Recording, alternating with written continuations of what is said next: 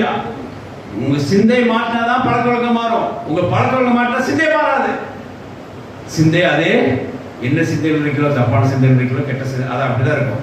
பழக்க வழக்கம் தான் மாற்றி பிறர் என்ன செய்யலாமா ஏமாத்தலாம். ஆனால் சிந்தை என்னவோ அப்படிதான் இருக்கும். அப்போ எங்கே மாறணும்?